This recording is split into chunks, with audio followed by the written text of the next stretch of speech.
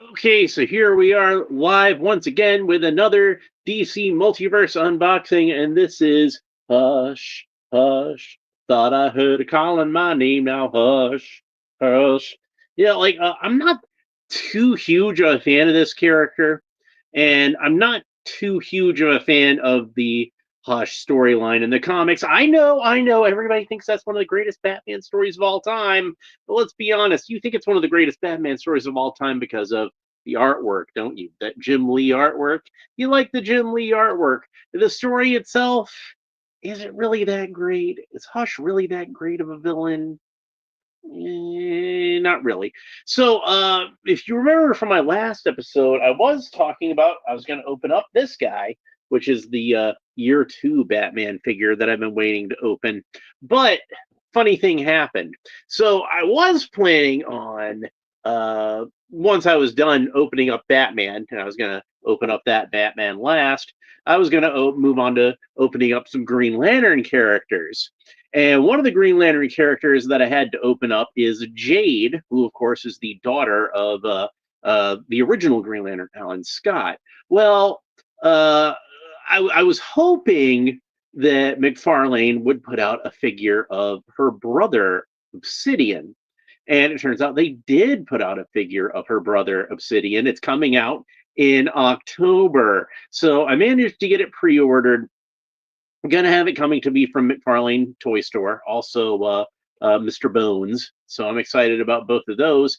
But then I'm like, do I really want to open up Jade right now and open up her brother? Like it's supposed to come out in October, so like 2 months from now. And then I'm like, okay, so I'll wait. I'll go ahead and wait on the Green Lantern characters. So and I've got Superman characters that I can be opening up in between, and I've got uh, a whole bunch of other DC characters that I can be opening up, and I got the Superboy figure over here, and that was one that Captain Have Fun had said he'd like to open up with me, and I'm like, okay, cool. So I need to get back with him about that and let him know what time I'm off this week, so we can get together, do a stream, open that sucker up.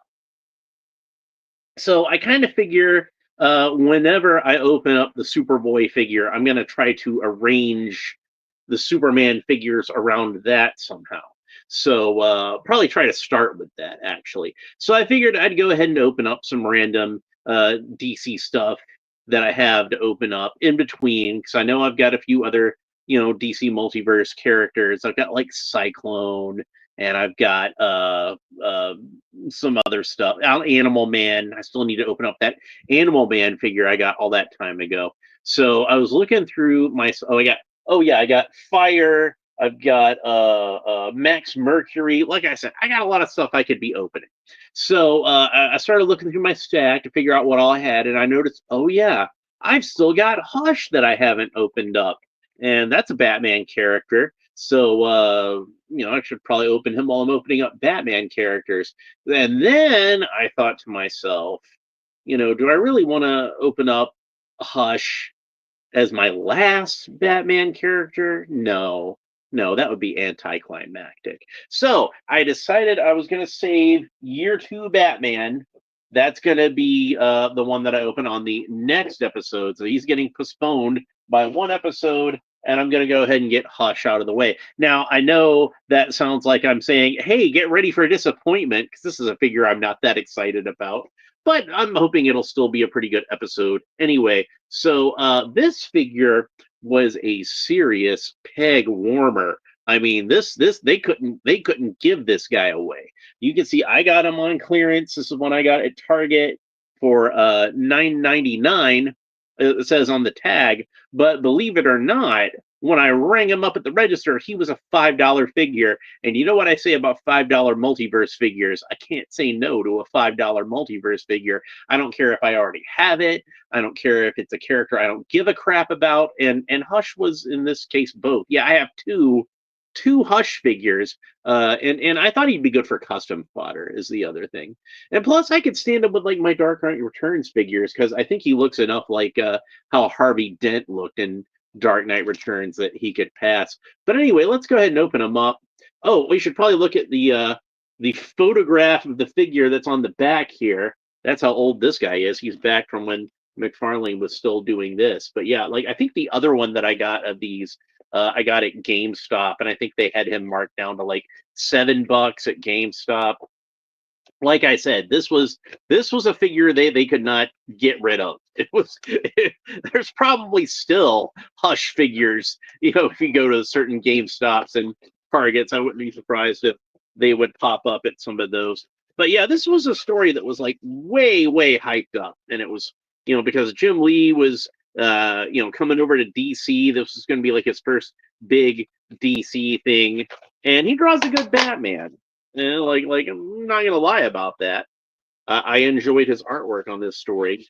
Jeff Loeb was the writer on this. Jeff Loeb's the guy who kind of hit or miss as far as a writer for me. Like he's written some really good stuff, and then he's written some other stuff.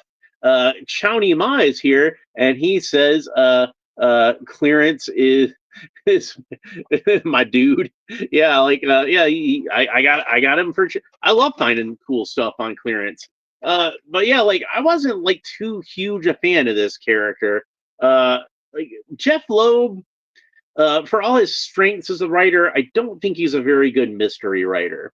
I think he thinks he's a better mystery writer than he actually is. So like the mystery in this one, it turned out it was the character that was Bruce Wayne's childhood friend that we'd never seen or heard of up to this point, but he'd been his friend since they were little kids, and all of a sudden he was like the most important guy in Bruce Wayne's life that we'd never heard of up until now.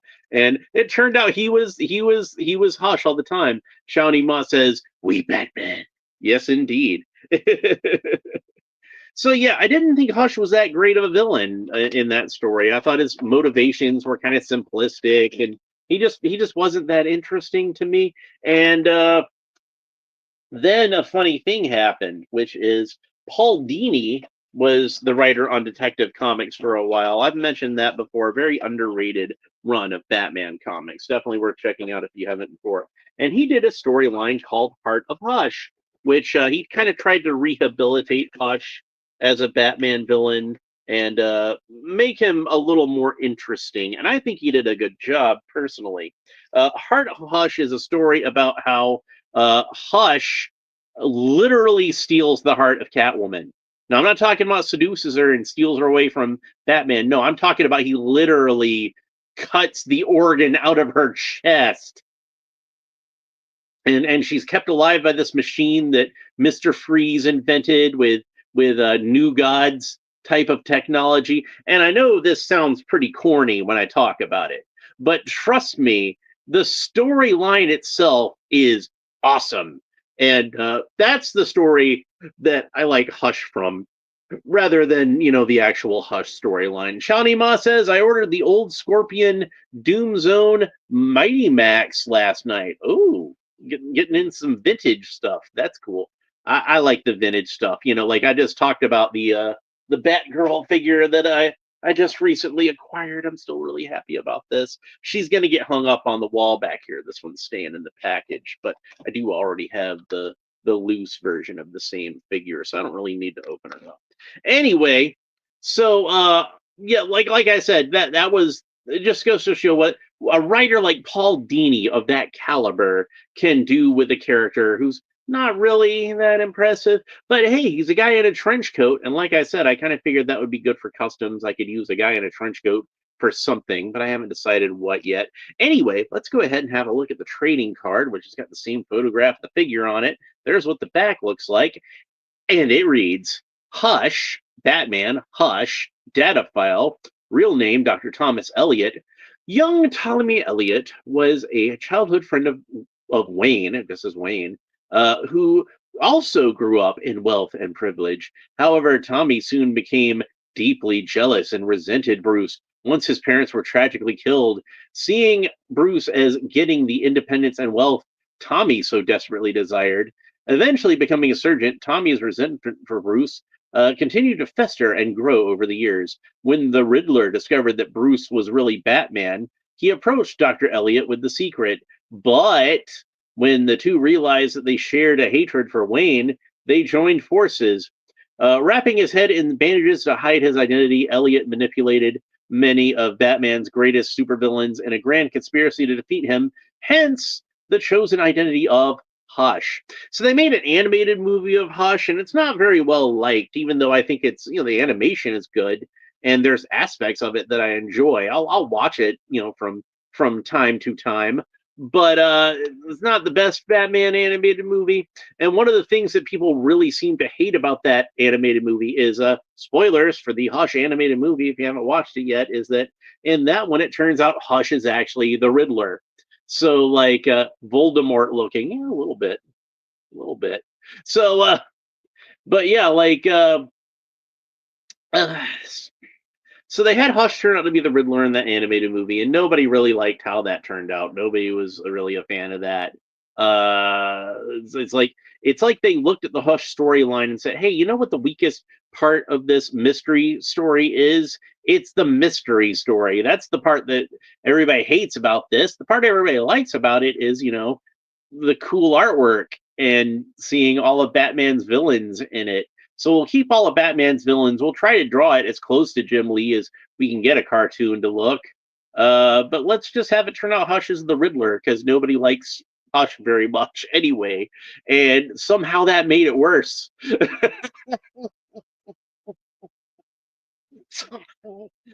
I just made it worse. Ah, well. Oh yeah, and I didn't mention the figure stand. You probably saw me take it out of the package, but typical matte black figure stand with a glossy DC logo embossed onto it. But we're used to this as far as like, DC figure stands. That's what they typically look like. So let's go ahead and talk about the articulation on this guy, which I don't imagine is going to be too great. So Hush can look up about that far, look down about that far, tilt his head kind of quizzically from side to side, rotate the head all the way around. Of course, the arms rotate all the way around the shoulders. They do have kind of a butterfly joint, but it's kind of hidden underneath this trench coat. But it doesn't have spacers in there because it doesn't really need them. But it does kind of have that. It's not going to work that well again because of the trench coat. It's going to kind of bump up against that. But technically, it is there. Arms can raise up to the sides about that far. He's got a bicep swivel, so the bicep rotates all the way around. He's got double jointed elbows. There's the range of motion you get at the elbows.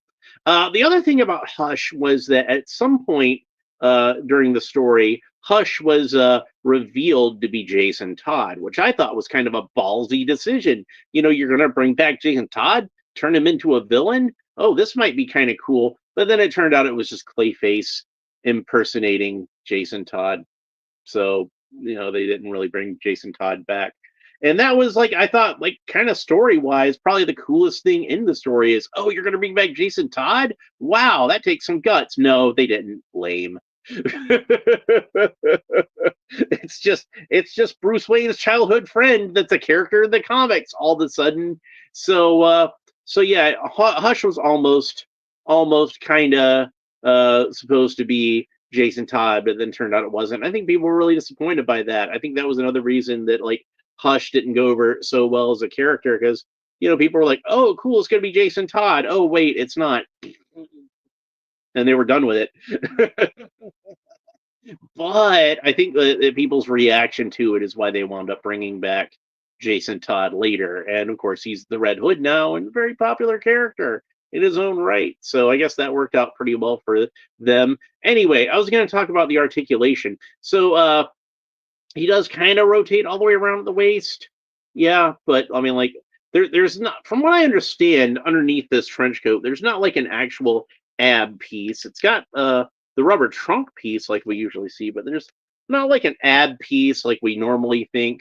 Chowdy Ma says, I collect villains mostly. Cobra and Decepticons. Yeah, I'm going to have more G.I. Joe on the way also. I should point that out. Maybe I can do that in between because I do have a lot of G.I. Joe stuff to open up. We got the Frag Viper and we got Footloose. So kick off your Sunday shoes.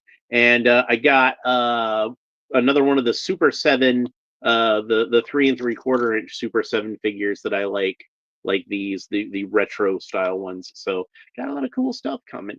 So anyway, let's go ahead and get back to the articulation on this guy. So he doesn't kick up very far because he's got this trench coat. That's about as well as that does. And he's got double jointed knees. That's about the range of motion you get at the knees. And then he's got the cool Mcfarlane ankle articulation. So the ankles rotate all the way around where the ankle meets the shin and where the ankle meets the foot. And you can get like that into pretty much any position you want to. By the way, I don't think I mentioned the articulation at the wrists, but it's the same. Again, cool Mcfarlane ankle articulation. I do notice they did the weird thing that Mcfarlane does a lot of the times where like they pick what seems to me like it's the wrong color for that joint. Like you see the joint matches up with the trench coat when really I feel like the joint should match up with the purple gloves. By the way, these are pretty much, they're a little smaller than those hands, but they're pretty much the same color as the hands on the first appearance Batman. So if you want to have like a trigger finger hand, these are good hands for that. Just throwing that out there. I might go ahead and pop these hands onto that Batman and see what it looks like on there. That might be a cool thing to do. Put a gun in his hand and have like a proper 1939 Batman with a gun. Speaking of Batman having a gun, still got the year 2 Batman to open up. So that's going to be my next episode. So if you want to make sure you don't miss that, make sure that you like and subscribe and all the fun YouTube stuff down below. Hit the little bell, leave a comment. Let me know what you think about Hush, both the figure and the character in general. But most of all, make sure you like and subscribe because YouTube likes it when I say like and subscribe. So I tend to say like and subscribe so that more people will like and subscribe. And then more people see the video, more people like and subscribe. And it's a cycle. It just keeps going. So that's pretty cool. Hush is not a bad figure, not a particularly great figure. The articulation is kind of weak, but he's a guy wearing a trench coat. What do you expect? There's only so much you can do with like a guy wearing a full trench coat like this. And then he's got like boots, so not a whole lot of people wear boots with a trench coat. Usually it's like just kind of slacks. Most of your characters that you would think of as being trench coat guys, like, Commissioner Gordon or John Constantine or whoever you want to make this into. He does have like the little necklace that Tommy has with that kind of jade ring on it. So, like I said, I'm not too huge a fan of this character, but I guess not a whole lot of people are too big a fan of this character. Like I said, this figure did not sell very well. That's why I got it for cheap. Chow Nima says, I'm a 3 3/4 inch figures, but I've been eyeing the classifieds on Ollie. Yeah, I really like the classified figures, but to me, I kind of feel like 3 3/4 inch figures for G.I. Joe, that's home. That's where they belong. So, but it's not. I do love the classified figures, and I got tons of them, and I will be buying more of them in the future. Oh, we've got more coming up on the show. Don't worry. But I do really like the.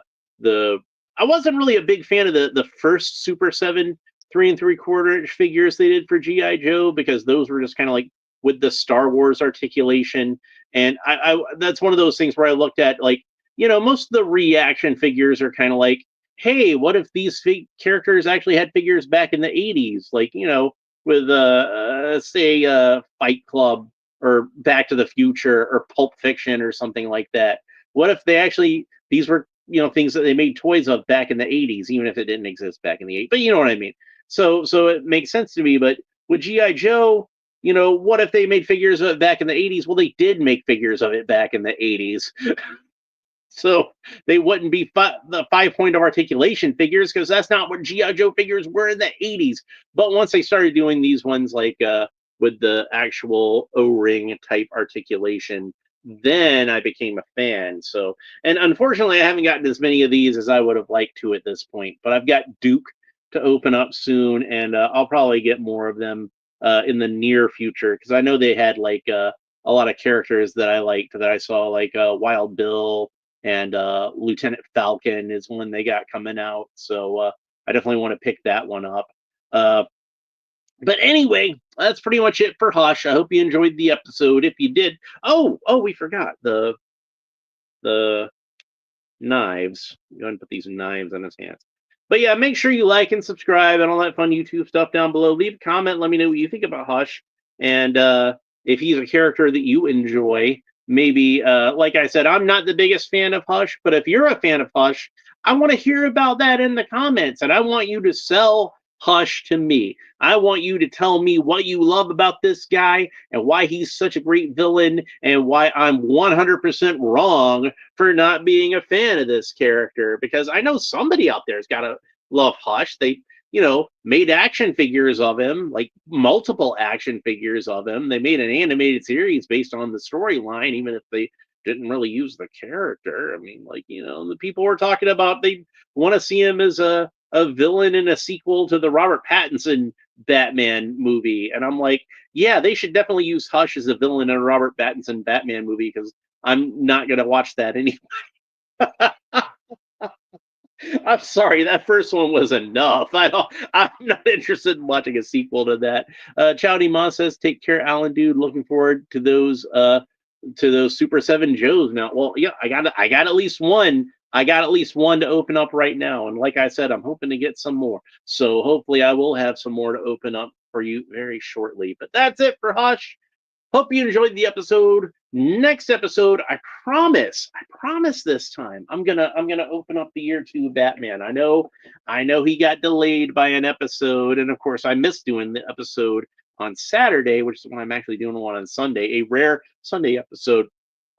But next episode I will definitely open up the year 2 Batman. So for those of you who are disappointed that I didn't have him to open today, don't worry, he's coming.